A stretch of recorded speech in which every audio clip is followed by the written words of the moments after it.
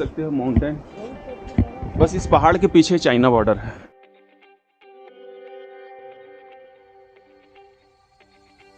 केदारनाथ का सफ़र हमारा बहुत अच्छे से पूरा हुआ और अभी हम जाएंगे बद्रीनाथ की ओर।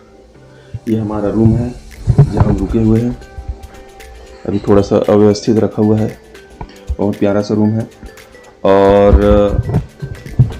कल का सफ़र बहुत अच्छा रहा दोस्तों। अगर आप ट्रैकिंग के शौकीन हैं तो केदारनाथ बिल्कुल ट्रैकिंग करते जाइएगा, और आते समय अगर आपको थकान होती है तो घोड़े या खच्चर का बिल्कुल मदद लीजिएगा, क्योंकि बहुत ज़्यादा थकान होती है।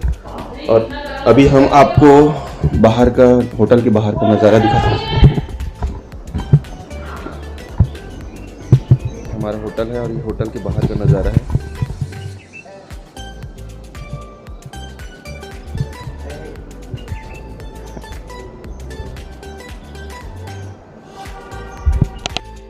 तो दोस्तों हमारा 4 ज्योतिर्लिंग के दर्शन हो चुके हैं केदारनाथ को पूरा करके, और अभी हम जा रहे हैं बद्रीनाथ। बद्रीनाथ दोस्तों 4 पीठ में से एक है। बद्रीनाथ, द्वारिका, पुरी और रामेश्वरम, ये भारत के 4 कोनों में 4 पीठ है। अभी हम जा रहे हैं पहला बद्रीनाथ, और एक कर चुके हैं पुरी, जहाँ गोवर्धन पीठ है। तो दोस्तों भारत में 12 ज्योतिर्लिंग है जो शंकर भगवान को अर्पित है, और जो पीठ बोल रहा हूँ वो 4 है, वो विष्णु भगवान को अर्पित है।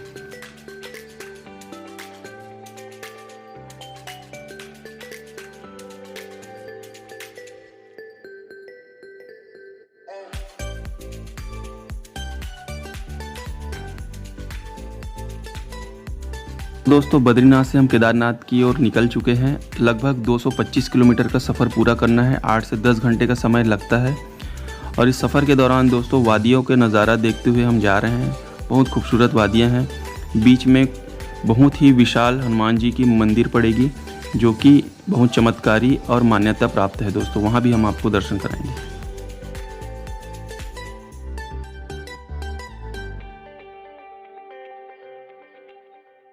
तो दोस्तों इन वादियों को देखते हुए हमें लद्दाख की याद आ गई, जो कि हमने 2019 में पूरा किया था लद्दाख का सफ़र, और ये भी उसी की याद दिला दी है दोस्तों। क्योंकि एक तरफ देखो कितनी गहरी खाई है, और लद्दाख में भी ये ऐसी टाइप का रूट है दोस्तों, बहुत ही ख़तरनाक, बीहड़ और भूस्खलन से भरा हुआ।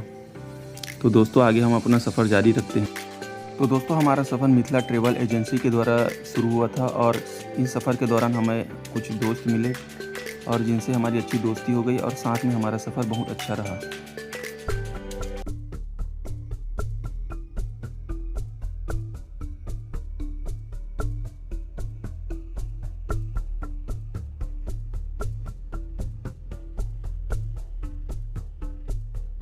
तो दोस्तों 7-8 घंटों का सफ़र पूरा करते हुए हम पहुंच गए हैं बद्रीनाथ। ये है दोस्तों बद्रीनाथ का दृश्य।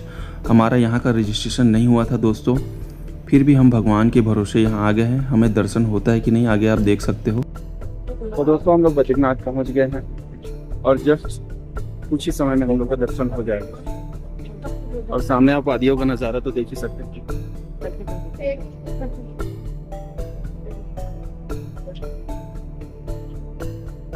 तो दोस्तों सफ़र के दौरान बहुत भूख लगी हुई थी, तो यहाँ का हम फेमस दूध पी रहे हैं, और यह है बद्रीनाथ का एक बहुत ही प्यारा दृश्य। हमारा रजिस्ट्रेशन नहीं हुआ था दोस्तों, तो यहाँ हमारी पुलिस ने हमारी रजिस्ट्रेशन चेकिंग की, तो हमने साफ साफ बता दिया। तो आईडी कार्ड से उन्होंने हमको एंट्री करने दिया, और यहीं रजिस्ट्रेशन हुआ दोस्तों। ऐसा आप मत करिएगा, लेकिन कभी कभी जाने दिया जाता है। और अभी हम पहुँच गए हैं बद्रीनाथ की एक लंबी लाइन में, जहाँ हम लगातार 2 घंटे का लाइन में लगे हुए थे दोस्तों, और हमें उसके लाइन लगे हुए हैं। अभी कुछ ही टाइम शेष है, बहुत करीब पहुंच गए हैं मंदिर के प्रांगण के, बहुत करीब पहुंच गए हैं।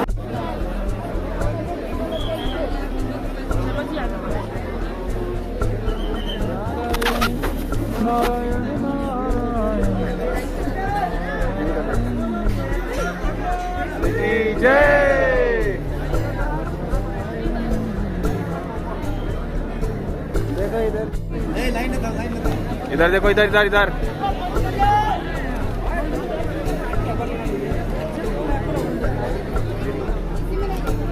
उधर देखो मेरे तरफ। पीछे मत घुसाई किसी को। नहीं आ रहा है। भीड़ देख सकते हो। अन्य की जय। एक बार वीडियो कॉलिंग कर दिए रहो।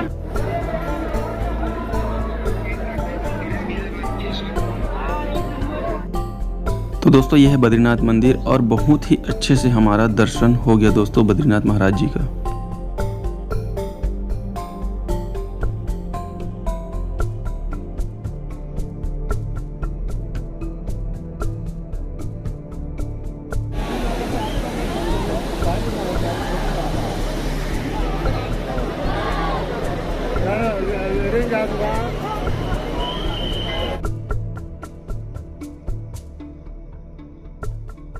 तो ये हमारा रूम था और हम चेक आउट कर रहे हैं। सुबह 5 बजे हुए हैं और आप यहाँ की वादियों का नज़ारा देख सकते हो। रात भर पानी गिरा दोस्तों।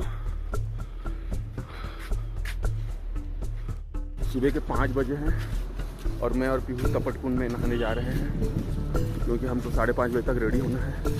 और आप आगे ग्लेशियर देख सकते हो दोस्तों। इधर बर्फीला पानी आ रहा है, इधर बद्रीनाथ है और यहाँ तपत कुंड में हम लोग स्नान कर लिया। बहुत अच्छा एक्सपीरियंस रहा।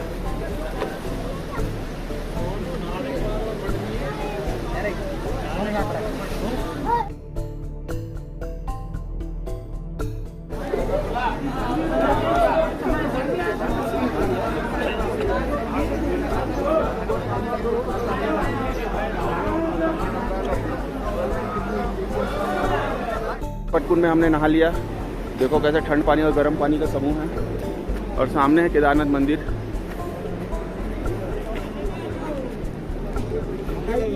एक बार और आप केदारनाथ मंदिर का दर्शन कर लीजिए। और अब हम चलते हैं वापसी। समझो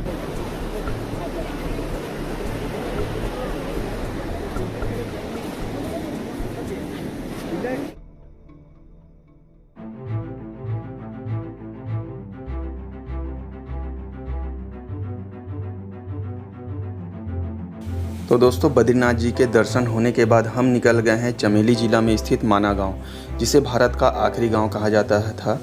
मोदी जी ने हाल ही में इसका नाम रखा है भारत का पहला गांव।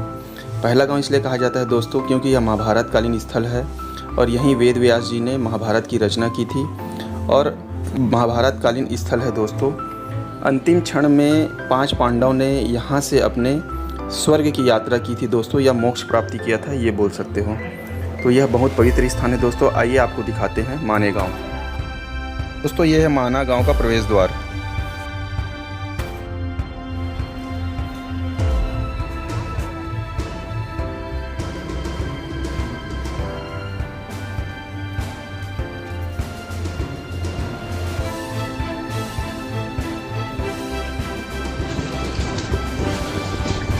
तो गुड मॉर्निंग दोस्तों, कैसे हो आप।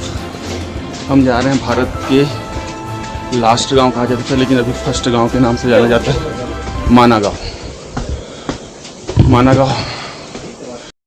तो दोस्तों यही वो माना गांव है जहां से पांडवों ने अपने स्वर्ग की यात्रा किया था।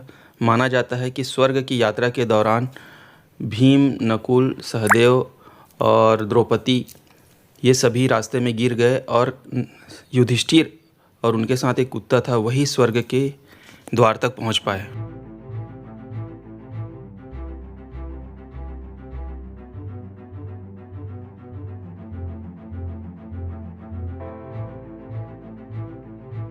क्या की खेती हो रही है? इतनी छोटे से जगह में खेती होती है दोस्तों।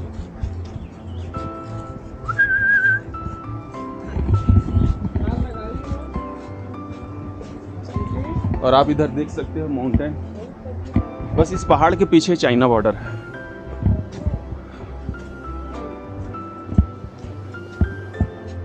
बहुत खूबसूरत गांव है।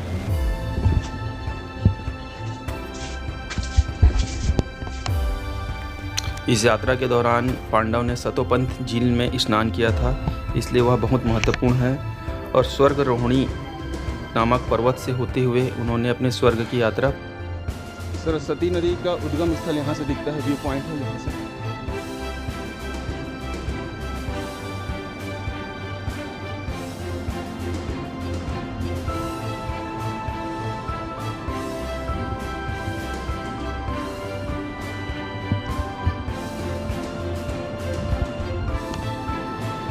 तो दोस्तों अभी हम आए हैं माना गांव और वो जो दिख रही है आपको सरस्वती नदी है।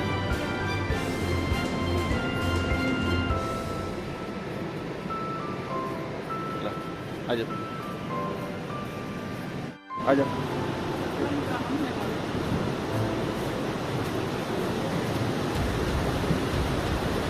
वो देख सकते हो दोस्तों सरस्वती नदी, ये सरस्वती नदी धरती में समा जाती है।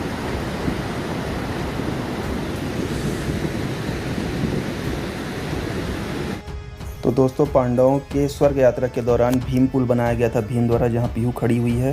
ये सरस्वती नदी को पार करने के लिए बनाया गया था।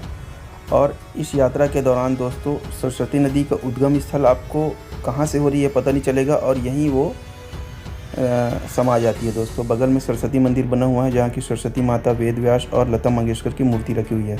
और आगे आप देख रहे हो जहाँ से पांडवों ने स्वर्ग की यात्रा चालू किया था दोस्तों। तो दोस्तों यही वो सरस्वती नदी है जो प्रयागराज में जाके गंगा, यमुना और सरस्वती के मिल जाती है। और ये भूमिगत बदलाव के कारण सरस्वती नदी लुप्त हो गई है दोस्तों। यहाँ उद्गम स्थल है और यहीं वो समा जाती है, बाकी वहाँ कहाँ मिलती है ये समझ नहीं आता। और सामने सरस्वती मंदिर। जय माँ सरस्वती।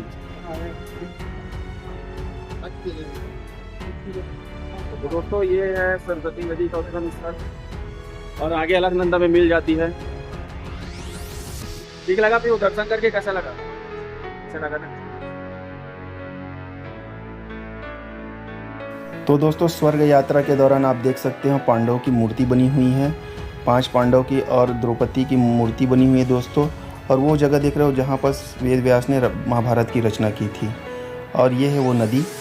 और यहाँ आप देख सकते हो दोस्तों एक कुत्ता भी था उनके साथ। यही कुत्ता बाद में यमराज का रूप लेकर के युधिष्ठिर को स्वर्ग के द्वार तक पहुँचाता है और बाकी स्वर्ग तक नहीं पहुँच पाते दोस्तों, रास्ते में गिर जाते हैं क्योंकि उन्हें मोह और अहंकार से उन्होंने छुटकारा नहीं पाया था। इसलिए यह वो माणा गांव का दृश्य।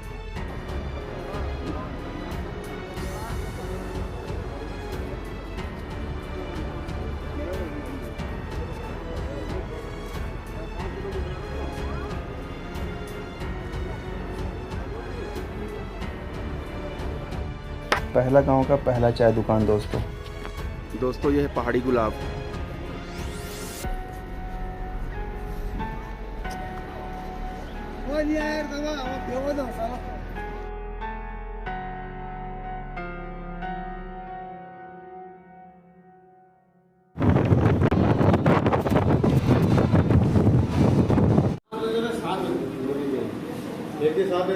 अचार नहीं है क्या?